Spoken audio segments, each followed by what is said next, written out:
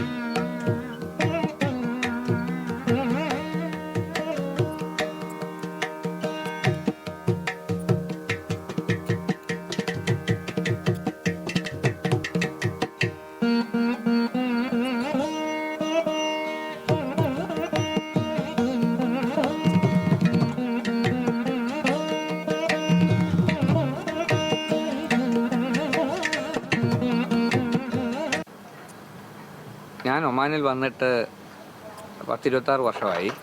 പക്ഷേ ഞാൻ ഈ ഗാല ഏരിയയിൽ താമസമായിട്ട് 12 വർഷത്തോളമാകുന്നു.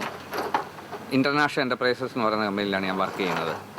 അപ്പോൾ ഞാൻ ഇവിടെ വന്ന് താമസമായപ്പോൾ ഇവിടെ എല്ലാം ഒരു കൃഷിയുള്ള സ്ഥലമായിരുന്നില്ല.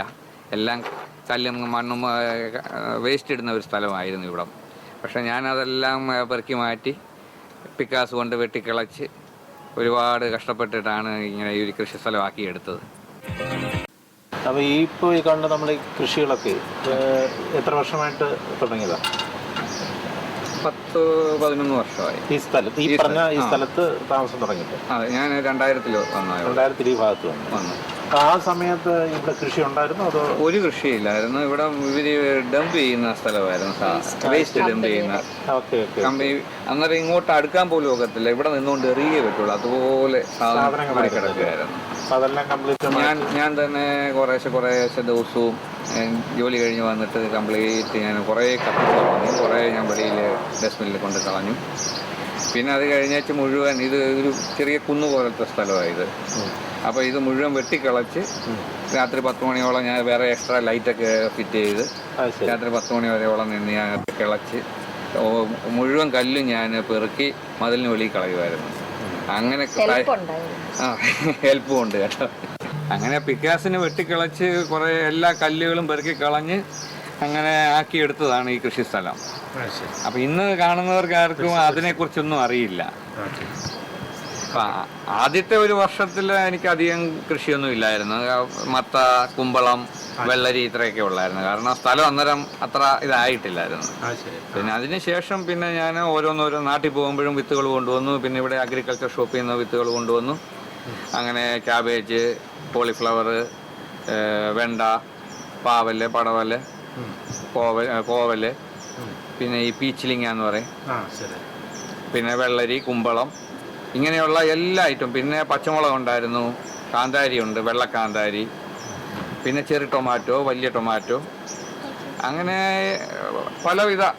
പിന്നെ ചേമ്പ്, വാഴ, പിന്നെ എന്താ പറയുക ബജി ചില്ലി എന്ന് പറയുന്നില്ലേ അത്, അങ്ങനെ പല ഐറ്റംസ് മാറി മാറി മാറി മാറി ഓരോ വർഷവും. അത് പിന്നെ എൻ്റെ ഓർമ്മയ്ക്കായിട്ട് ഞാൻ എല്ലാ വർഷവും പടം എടുത്ത് ഇങ്ങനെ ആൽബത്തിലാക്കി വെച്ചിട്ടുണ്ട് ഓരോ ഐറ്റത്തിൻ്റെയും. പിന്നെ കുറേയൊക്കെ ഫേസ്ബുക്കിലും ഒക്കെ ഞാനിങ്ങനെ ഇടുന്നുണ്ട്, ഫ്രണ്ട്സ് കാണുന്നുണ്ട്. അതുപോലെ വെജിറ്റബിൾസ് എല്ലാം എൻ്റെ ഫ്രണ്ട്സിനായിട്ട് എല്ലാം ഡിസ്ട്രിബ്യൂട്ട് ചെയ്യുകയാണ്, അല്ലാതെ വിൽപ്പനയൊന്നുമില്ല. അത് കാരണം എല്ലാവർക്കും ഈ സമയമാകുമ്പോൾ ഒന്നുമില്ലേ എന്നുള്ള ചോദ്യമുണ്ട് സീസൺ ആകുമ്പോഴേ. അപ്പം അങ്ങനെ പോകുന്നു. അതല്ലെങ്കിൽ ജോലി കഴിഞ്ഞ് വന്നു കഴിഞ്ഞാൽ മുറിക്കകത്ത് കയറിയിരുന്ന് TV കാണണം. അപ്പം അതിനോട് എനിക്ക് വലിയ താല്പര്യമില്ല. അതുകൊണ്ട് ഇതിലേക്കാണ് ഞാൻ എൻ്റെ ഒരു തേഴ്സ്ഡേ ഫ്രൈഡേ ഇപ്പോൾ അവധിയാണ്, പക്ഷേ എനിക്ക് റെസ്റ്റ് ഇല്ല, ഫുൾ ടൈം ഇതിനകത്താണ്. മനസ്സിനൊരു സുഖം. പ്രത്യേകിച്ച് ഇവിടെ ഹൗസ് മെയ്ഡ് ഉണ്ടായിരുന്ന സമയത്ത് രാവിലെ ഞാൻ പോകാനായിട്ട് ഡ്രസ്സ് ചെയ്യുമ്പോൾ ഞാൻ വിൻഡോയുടെ കർട്ടൻ മാറ്റി ഞാൻ നോക്കുമ്പോൾ ഈ സ്ത്രീ ഇവിടെ നിന്ന് ഓരോന്നും പറിക്കുന്നത് കാണും. അപ്പോൾ എനിക്ക് ഭയങ്കര സന്തോഷമാണ്. അവർ ഈ മുളക് പറിക്കുകയും രാവിലത്തേക്ക് എന്തെങ്കിലും ഉണ്ടാക്കും, ഉച്ചക്കലത്തേക്ക് ഉണ്ടാക്കാൻ അന്നേരമാണ് ഈ മുളകും പച്ചമുളകും കാന്താരിയൊക്കെ പറിച്ചുകൊണ്ട് പോകുന്നത്. അപ്പോൾ എനിക്ക് ഭയങ്കര സന്തോഷമാണ് ഇവരിത് പറിക്കുന്നത്.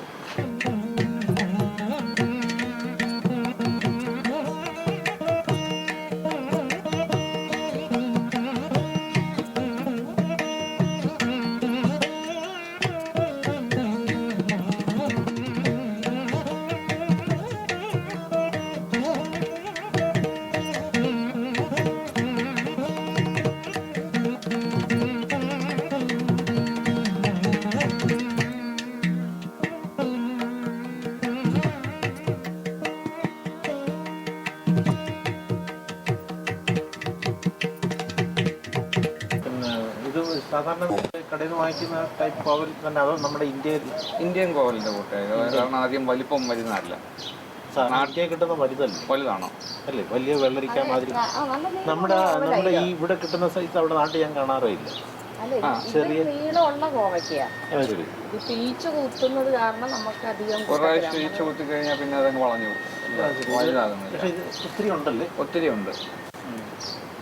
പിന്നെ ബാക്കിൽ ഓറഞ്ച് നിൽപ്പുണ്ടല്ലോ. ഓറഞ്ച് ഉണ്ടായിരുന്നു, അത് ഇവിടെ എല്ലാം പൊഴിഞ്ഞു കിടന്നു. ഞാൻ എവിടെങ്കിലും പോയി കഴിഞ്ഞാൽ എന്തെങ്കിലും എൻ്റെ നോട്ടം മുഴുവൻ ഇതാ, എന്തെങ്കിലുമൊക്കെ ഇങ്ങനെ കിട്ടുമോ എന്നുള്ളത്. ഒരു പ്രാവശ്യം അവിടെ നിന്ന് ഒരു പേര കൊണ്ടുവന്നു. ആ പേര നല്ല ഇതായിരുന്നു. സ്മെല്ലൊക്കെ ഉണ്ടല്ലേ?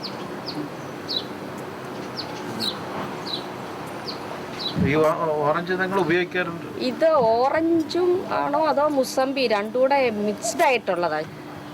ഇത് ശരിക്കും മുസമ്പി ആണോ ഓറഞ്ച് ആണോ ഇല്ല, രണ്ടുകൂടെ മിക്സ്ഡ് ആണെന്ന് തോന്നുന്നു. കാരണം ഇതിന് ഭയങ്കര പൊടിയാ, നമുക്കത് ശരിക്കും പൊളിച്ച് ഓറഞ്ച് കഴിക്കുന്ന മാതിരി കഴിക്കാൻ പറ്റത്തില്ല.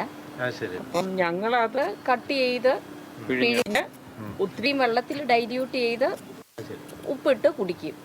ഈ വാഴ ഒരു കൂമ്പൊന്നും കാണുന്നില്ലല്ലോ അതിനകത്ത്. അത് ഒരു പ്രത്യേകതരം വാഴ. അതിന്റെ പേര് സാൻസിബാർ വാഴ എന്നാണ് പറഞ്ഞു കേട്ടത്. ഞാൻ നാട്ടിൽ നിന്ന് കൊണ്ടുവന്നതാണ് അതിന്റെ വിത്ത്. അത് 2 അല്ലെങ്കിൽ 3 പറലേ ഉണ്ടാവുകയുള്ളൂ, അതിന് കൂമ്പില്ല, കൂമ്പുണ്ടാകത്തില്ല. പിന്നെ ഞാൻ നാട്ടിൽ നിന്ന് കണ്ട വാഴയുടെ കായ്ക്ക് ഇത്രയും നീളമുണ്ട്, ഒരു 2 അടി നീളമുണ്ട്. ഏത്തക്കായേക്കാൾ വലുതാണ്.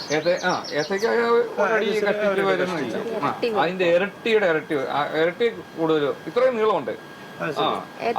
ടേസ്റ്റ് ആണ് അതുപോലെ തന്നെ സോഫ്റ്റ്, അതേ ടേസ്റ്റ്, അതിലും നല്ല ടേസ്റ്റ് എന്ന് പറയാം. അതാണ് അതിന്റെ പ്രത്യേകത. അപ്പൊ ഇതിന്റെ ഒരു കാ പഴുക്കുമ്പോ ഒരെണ്ണം തീർച്ചയായിട്ടും തരും, കഴിച്ചിട്ടില്ലല്ലോ തീർച്ചയായിട്ടും. പക്ഷെ ഈ ഇവിടുത്തെ ഇതിനിപ്പോ ചെറുതാണ്, ഒരു മാസം ആയോ? 1 മാസം ആയതേ ഉള്ളൂ. 2 മാസം എടുക്കുമോ? 2-3 മാസം. നമ്മുടെ ഏത്തക്കൊല മാതിരി തന്നെ ആ ടൈമാണ്. ഇവിടെ ഏത്തക്കൊല ഉണ്ടല്ലോ, ഏത്തക്കൊല ഒരു കിടപ്പുണ്ട്, നല്ലൊരു കൊലയാണല്ലോ. 10-60 കായൊക്കെ ഉണ്ട്. ഇതിനു മുമ്പ് എനിക്ക് ഇതുപോലെ ഒരു ഏത്തക്കൊല പഴുത്ത് കിട്ടിയായിരുന്നു. ശരി. അന്ന് അതിനൊരു 10-60 കായ ഉണ്ടായിരുന്നു. അത് പക്ഷെ ഒന്നേ കിട്ടുള്ളൂ, അതിനപ്പുറത്തേക്ക് ചൂട് കാലമാകും. പിന്നെ ഇത് ഉണ്ടായി വരും, പക്ഷെ ഇതിന്റെ വെയിറ്റ് കാരണം അത് അതിഞ്ഞ് ഊർന്നിഞ്ഞ് താഴെ പോരും, വെയിറ്റ് കൂടിയിട്ട്. അപ്പൊ അത് പാകമാകാൻ പറ്റത്തില്ല, കാരണം ഇതിന്റെ പിണ്ടിക്കൊന്നും ബലമില്ല, എത്ര വെള്ളം കൊടുത്താലും ബലമില്ല. അപ്പൊ അങ്ങനെയുള്ള ഇനിയിപ്പോ ഇതിന്റെ കൂടെ നിൽക്കുന്നതൊക്കെ കായ്ക്കാറായി. പക്ഷെ ഈ ചൂടുകാലം ആകുമ്പോഴത്തേക്ക് അത് കൊല വരും, ആ കൊലയെല്ലാം പോവും. ഉണങ്ങിപ്പോവും വെയിൽ കൊണ്ട്. എത്ര വെള്ളം ഒഴിച്ചാലും വെയിൽ കാരണം കിട്ടത്തില്ല നമുക്ക്. ഇത് നമ്മുടെ കുന്തിരിക്കം. കുന്തിരിക്കം എന്ന് പറയുന്ന സാധനം വരുന്നത് പുകയ്ക്കാനുള്ള പുകയ്ക്കാൻ ഉപയോഗിക്കുന്ന സാധനം. അത് ഒറിജിനലാണ്. ശരി. അത് ഇതാണ്. അതിന്റെ കറ ഇങ്ങനെ വരും. ശരി. നല്ല മണമില്ലേ? അതെ അതെ.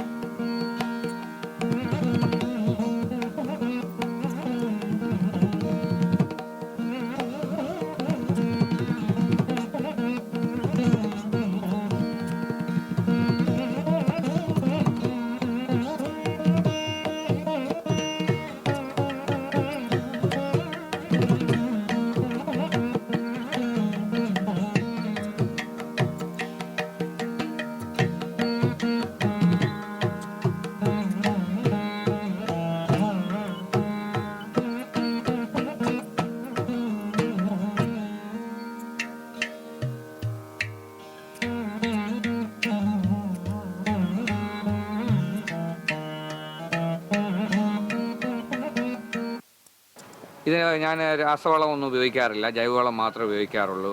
ആദ്യമൊക്കെ എനിക്ക് ബർക്കയിൽ നിന്ന് കൊണ്ടുവരേണ്ടി വന്നു, ചാണകവും ഒക്കെ. ഇപ്പോൾ എനിക്ക് ഗാലയിൽ നിന്ന് തന്നെ ഒരു ഫ്രണ്ടിൻ്റെ അടുത്തു നിന്ന് കിട്ടുന്നുണ്ട്. പിന്നെ ഇവിടുത്തെ എല്ലാ വേസ്റ്റും ഞാൻ ഇതിനകത്താണ് ഇടുന്നത്. ഇപ്പം വ്യാഴവും വെള്ളിയും അവധിയാണ്, എങ്കിലും ഞാൻ എപ്പോഴും ബിസിയാണ്, ഇതിനകത്താണ് എപ്പോഴും. അപ്പോൾ എപ്പോഴും നമ്മുടെ കൈ ഒരു തലോടലുണ്ടെങ്കിലേ ഇതെല്ലാം വരുള്ളൂ, കുഴിച്ചു വെച്ചാൽ മാത്രം വരില്ല. അതാണ് ഇതിൻ്റെ ഒരു വിജയം, എപ്പോഴും ഇതിൻ്റെ പുറകിന്. പിന്നെ ഇങ്ങനെ ഒരു ഇതിലാണ് ഞാൻ സന്തോഷം കണ്ടെത്തുന്നത്. കൂട്ടുകാരൊക്കെ വന്ന് പല അഭിപ്രായങ്ങൾ പറയുമ്പോഴും ഒക്കെ അത് കേൾക്കുമ്പോൾ എനിക്ക് ഭയങ്കര സന്തോഷമാണ്. മാത്യുവിൻ്റെ കൃഷിയെക്കുറിച്ചൊക്കെ പറഞ്ഞു, മാത്യുവിൻ്റെ കുടുംബത്തെക്കുറിച്ച് പറഞ്ഞില്ല. എനിക്ക് എൻ്റെ ഭാര്യ സെലിൻ ശരി. റോയൽ ഹോസ്പിറ്റലിൽ വർക്ക് ചെയ്യുന്നു, നേഴ്സായിട്ട് വർക്ക് ചെയ്യുന്നു. പിന്നെ 2 മക്കൾ, മോനും മോളും. മോന് ഇപ്പം 11ാം ക്ലാസ്സിലാണ്, അവൻ നാട്ടിലാണ്. 10 വരെ ഇവിടെ ആയിരുന്നു. അത് കഴിഞ്ഞ് ഇപ്പം മോൾ ഇപ്പോൾ 8ാം ക്ലാസ്സിൽ പഠിക്കുന്നു. ഇപ്പം 2 പേർക്കും പരീക്ഷ നടന്നുകൊണ്ടിരിക്കുന്നു. അങ്ങനെ സ്വസ്ഥമായ കുടുംബത്തിൽ ഈ കൃഷിയും ഇതെല്ലാം കൂടെ നടത്തി പോകുന്നു. അതെ. അപ്പോൾ അവർ തന്നെ ഇതിലെല്ലാം ഒരുപാട് സഹായിക്കാറുണ്ട്. അപ്പോൾ ആ ഒരു സന്തോഷം ഭയങ്കര സന്തോഷമാണ്. ഈ ഒരു ഇത് വരുന്നവർക്കെല്ലാം ഇഷ്ടപ്പെടുന്നതുകൊണ്ട് ഒരു ചെറിയൊരു മിനി കേരള ആണെന്നാണ് എല്ലാവരും പറയുന്നത്. അതിൽ പലരും പറയേണ്ട നാട്ടിലായിരുന്നെങ്കിൽ കർഷകശ്രീ കിട്ടുമെന്ന്, അതുപോലെ അങ്ങനെയുള്ള ഒരു പ്രോത്സാഹനമാണ്. അതന്നല്ല, ഈ നല്ല ചൂടുള്ള സ്ഥലത്ത് ഈ ഇത്രയും കഷ്ടപ്പെട്ട ഈ ഒരു ലെവലിൽ കൃഷിയും കാര്യങ്ങളും നോക്കണമെങ്കിൽ കുറച്ച് അധ്വാനം തന്നെ വേണം. തീർച്ചയായിട്ടും. അപ്പോൾ പ്രത്യേകിച്ച് ഈ ഒരു ഇൻഡസ്ട്രിയൽ ഏരിയയിൽ വേറെ എങ്ങും അടുത്തെങ്ങും ഉള്ളതായിട്ടും ഇതുപോലെ ഒരു കേട്ടിട്ടില്ല. അപ്പോൾ അതുകൊണ്ട് ഒരു മനസ്സിനൊരു പ്രത്യേക സന്തോഷമുണ്ട് ഇതിങ്ങനെ ഉണ്ടാക്കിയെടുക്കാൻ കഴിഞ്ഞതില്ല. ഇനിയും വാനിൽ നിൽക്കുന്നിടത്തോളം കാലം ഇതേമാതിരി കൃഷി ചെയ്യാനുള്ള അവസരങ്ങളും അതുപോലുള്ള ആരോഗ്യവും ദൈവം തരട്ടെ എന്ന് പ്രാർത്ഥിച്ചുകൊണ്ട് ഞങ്ങൾ ഈ എപ്പിസോഡിൽ സന്തോഷം പകരുന്നു. നന്ദി, നമസ്കാരം. Thank you very much. Mustafa Sultan